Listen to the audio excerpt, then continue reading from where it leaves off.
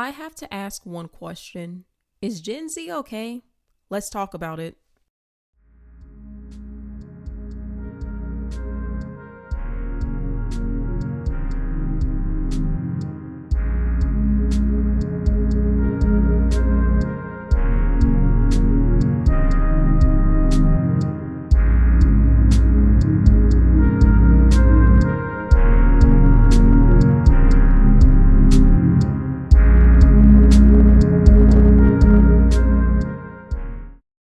I find it really amazing how we as Gen Z, we face so many issues that previous generations did not have to experience, but I feel like that's what makes us really unique.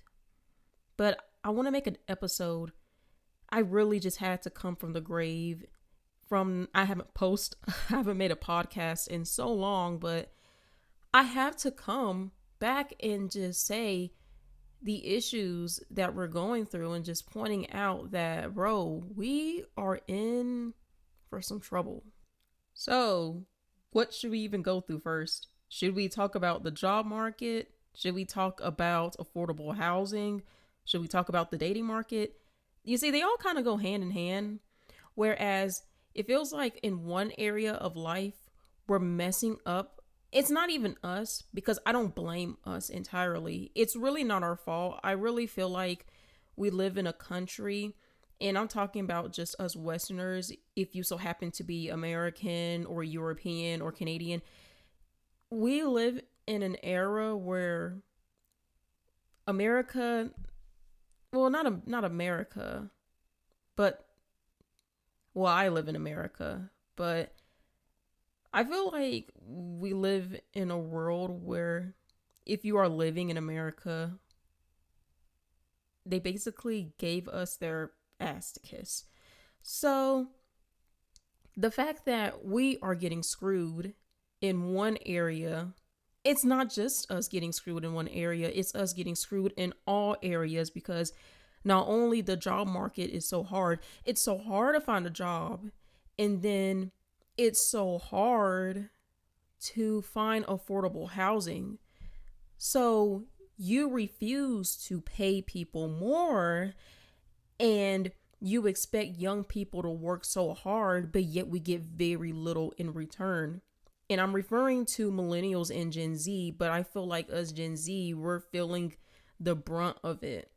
And I feel like millennials got the first hand of it, but then like us Gen Z, when it got passed down, we kind of became like the backwash where we received the late staged everything. I could go on and on and on, but I'm going to break this down into three sections. So I'm going to cover the job market and then I'm going to cover the house of living because they go hand in hand. So it's hard to find a job these days. If you are a young person, you are expected to work considering if you are a certain age, I'm assuming 16 and older. You are expected to have the responsibilities to work and, of course, to be on your own. Because we live in this culture where people are like, once you hit 18, once you hit this age, you are expected to be on your own. So to most people, they're like, okay, let me just work and let me save and let me move on. But how are we exactly are expected to work when there is very little opportunities? If you have noticed, the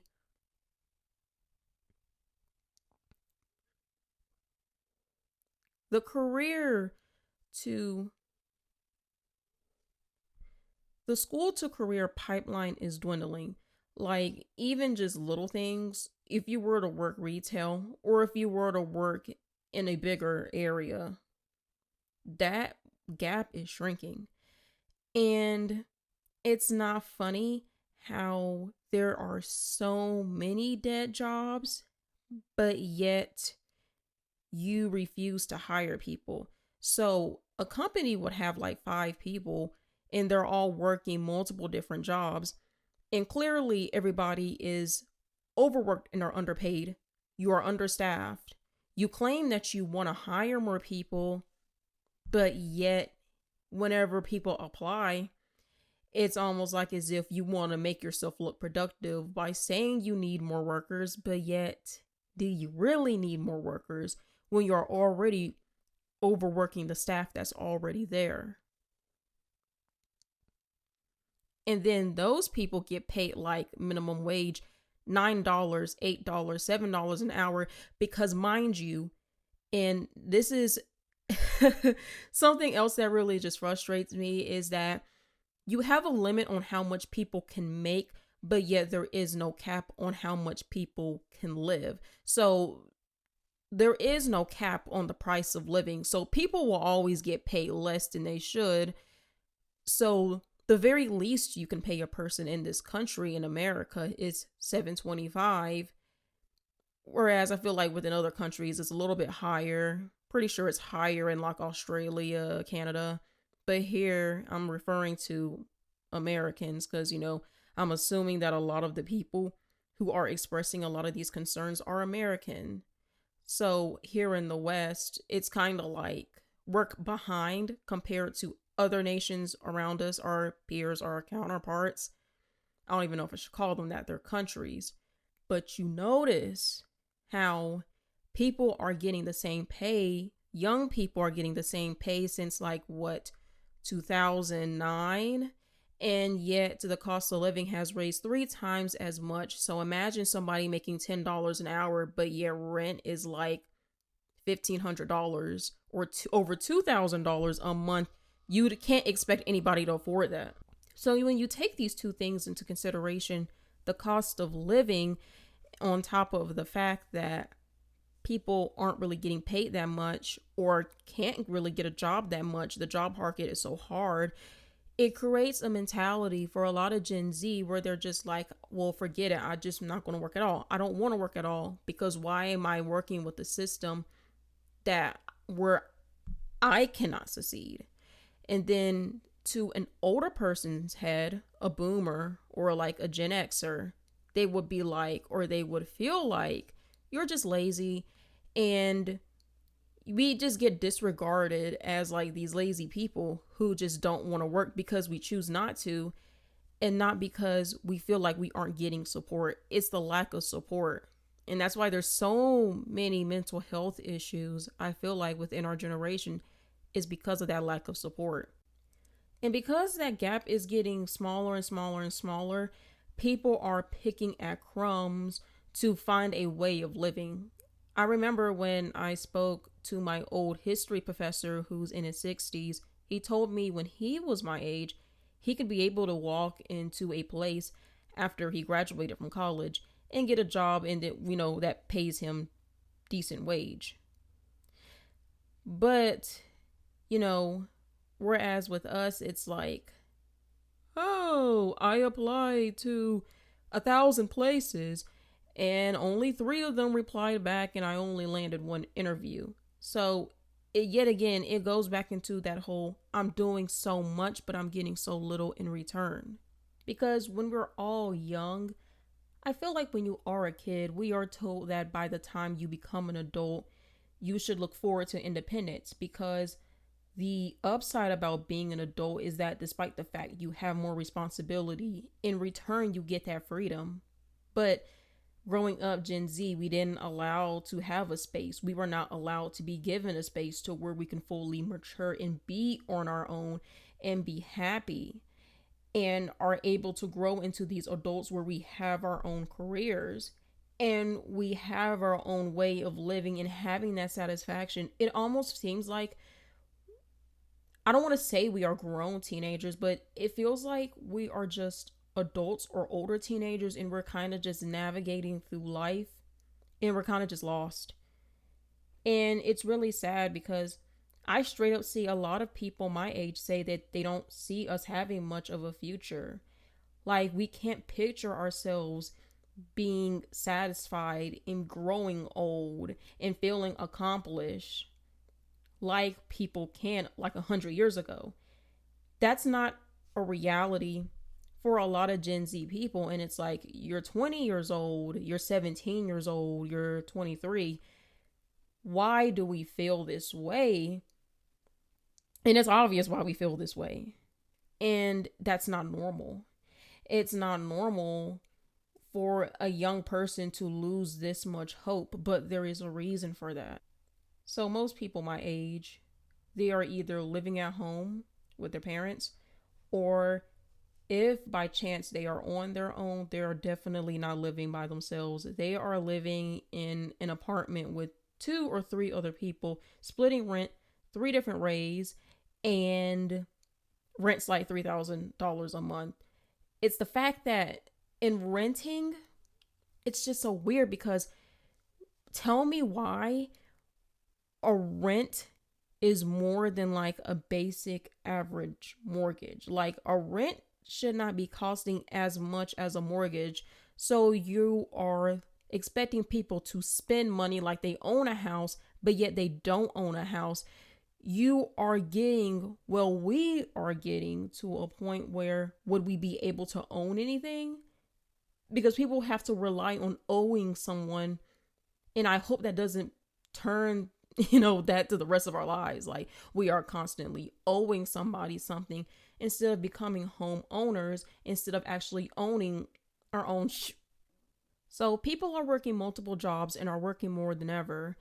And then you have rent costing thousands of dollars a month. Like, I even seen rent for like $4,000 a month at a place. That's like an insane amount. Nobody makes that much money a month unless you're like borderline. Well, I don't want to say making six figures. You will just be struggling. So, rent's $3,000, $2,000, $1,700 a month.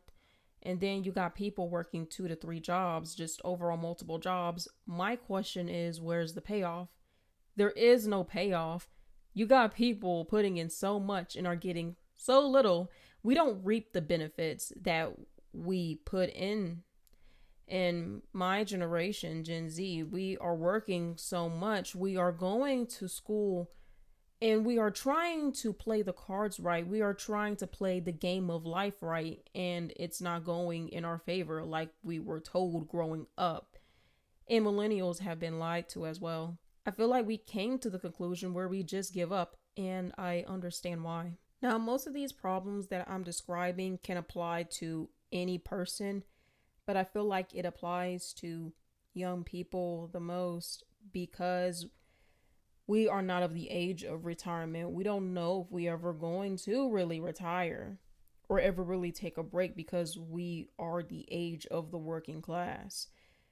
The average young person is a person a part of the younger class, where at the age of 65, people are usually done with working and they may have developed different mentalities towards work.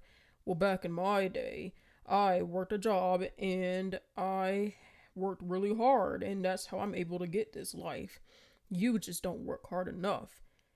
And it kind of feeds back into that whole toxicity of we just don't get support. So, moving on to the next topic, let's talk about dating. So, this is a very special one, dating. So, there is a dating crisis amongst Gen Z, I have noticed, where, yeah, we don't really go out the house.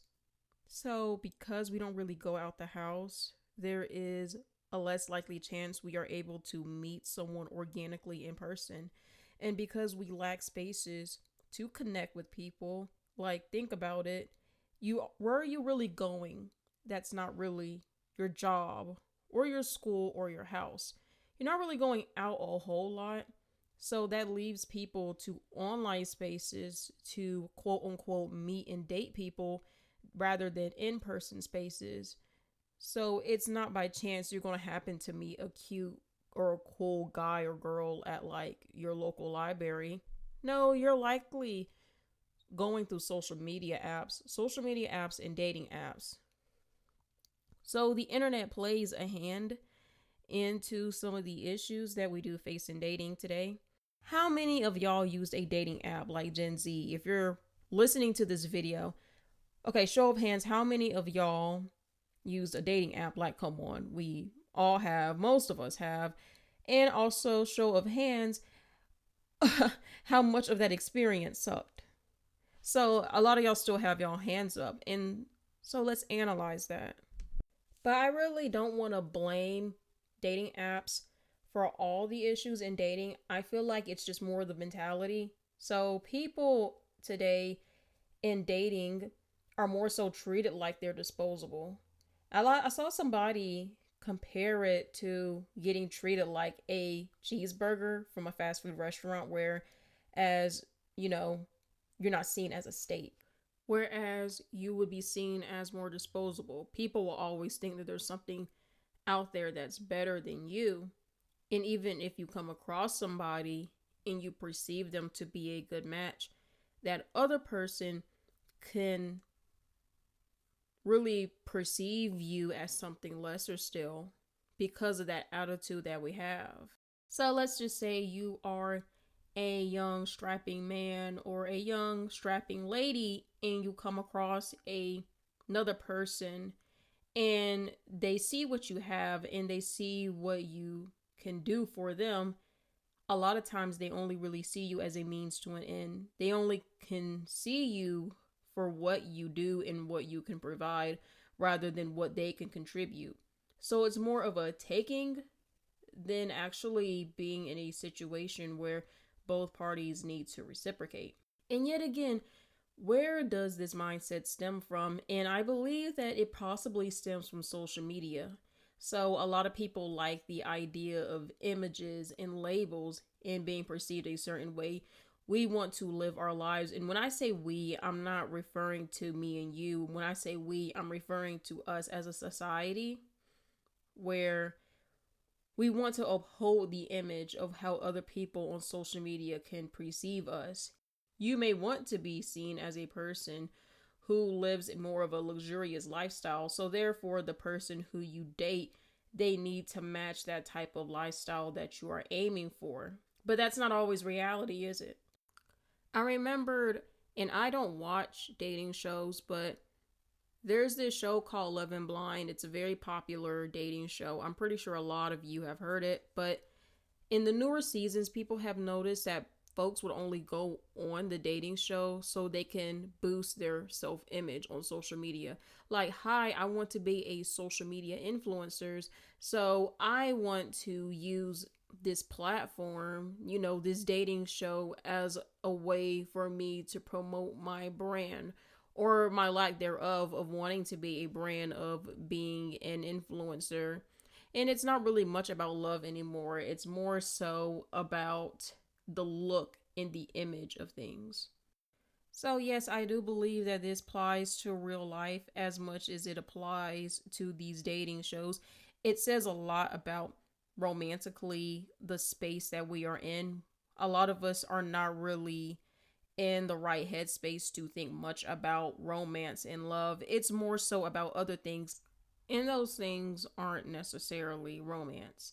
Not looking for love and romance. A lot of people in this generation simply do not have the energy, the time, the headspace, the mentality, the maturity to be bothered with such things. And social media can play a hand. In fact, I do think it does play a hand into some of that mentality. And studies show that Gen Z is more likely to download a dating app whenever they are feeling alone. So, to someone who is very lonely and they are ready to experience this and they are clinging for that someone, you may just download anything and you're just scrolling through these apps and you're like, oh, this person seems kind of fine. And then you're kind of just like trying to match with everyone. But then again, not everyone is for you. And a lot of these people who you are trying to pair yourself up with, you can find yourself in some really crazy or messed up or just bad situations when you're dealing with someone who has this mentality. Because you may have the mentality where you are emotionally mature enough to be in a serious relationship, whereas a lot of people in this particular generation, we don't have that mindset. And I think it's literally, like I said before, an influence of different things, an influence of society, an influence of social media, an influence of the lack of spaces we have, an influence in the lack of the mess that's going on in our current day and age, and how it's affecting people in our age range, in our age space, our age groups. It's a lot. And I'm not saying you can't find love online. There's lots of people who do. But I feel like that lack of in-person reaction, it does play a hand into that, and a lot of people are tired, and a lot of us want to meet people in person. A lot of us desire in person contact and communication. And of course, a lot of people want to talk about the loneliness epidemic, and some people may say that COVID plays a role. Yet again, it can. I mean, it's been a while since COVID has been over, so I'm not going to downplay COVID or overplay it either. But of course, we have the loneliness epidemic where people just aren't really going out and we aren't making friends, and we are using the internet as our social spaces rather than we actually not having social spaces in real life. You may have more online friends than you have in person friends. And since we are using digital to replace the physical, it doesn't feel the same, and therefore those are causing issues within itself because we use the internet in, as I don't want to say an illusion, because we use the internet to give ourselves the feeling of connection. When though, however, do you have those connections in real life? It's okay to have them online, but do you have them in real life? And a lot of those times, a lot of people are going to say no. We are dealing with a lot of depressed, anxiety, and a lot of different mental health issues. And then you take into consideration the political landscape, the social landscape, the physical landscape, all these landscapes.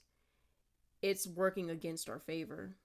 So I saw someone put something into perspective, and it's a really interesting thing. I want all of us to take this in. So they say when you like someone, when you really like someone, when you have a crush on someone, you go through the experience of slowly falling for that person. You see the objective and subjective traits, and you take them all into consideration. You take their personality, their character all into consideration when you are falling for someone in person. However, when you are doing this in a space where you aren't really seeing people that much and you're kind of just going through people, you're skipping over people, you're swiping people, you don't get that same experience as falling for someone's character. You're more so kind of just checking them out, like, they're in a grocery aisle and you're kind of just like, this apple seems kind of rotten.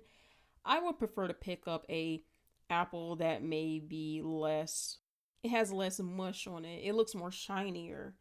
It doesn't have as much dents in it. This is the perfect or better apple. And so we are seeing people in a way like fruit, like objects, where you can kind of just toss them out. You can kind of just toss them to the side and forget about them and move on to someone else that you perceive to be better. So you're basically just checking boxes. Even on little shows like Pop the Balloon, those people are also being seen as check boxes. Because you see how they get rejected for very little things. Like, oh, I don't like the way your shoes look. I don't like the way your clothes look or the way you look right now. Therefore, I can easily completely just reject you and then just go on to the next person. And you're not really getting to understand or know how they are. Because one thing can make you rule out a person entirely. It goes back into the mentality of people are disposable. We can just toss them out and treat them like, hey, it's just another apple in a fruit basket. There's so many more apples out there. I'm skimming through all these apples, but I'm not seeing the right apple. And however, I'm not being a right apple myself. It's kind of weird, but it's that culture we have. It's that mindset a lot of people have. And those people who deserve better, who deserve more, can't really get much out of that, out of return or in return. There are very little choices to have a job or have a career or to obtain one. The cost of living is skyrocketing. The job market, house market are just basically in a disarray. Okay, so let's look back over the facts. So it's hard to obtain a job or a career these days. And if you do, you are getting paid very little. The housing market, the prices are just absolutely through the roof and it's just skyrocketing. So people are resorting to living at home or living with multiple people and are not owning homes or not really truly having their own space or their own place. Social media has impacted us so much to the point where we have issues with making connections in real life. A lot of us aren't really going out or doing things or making friends that much or not having much friends or much of any relationships, which creates a breeding ground for loneliness. There's the political and climate landscape that we all have to deal with. It's just yikes. But this is Chicken Noodle Soup for the Adult Soul podcast, episode 3. Is Gen Z okay? I don't think we are.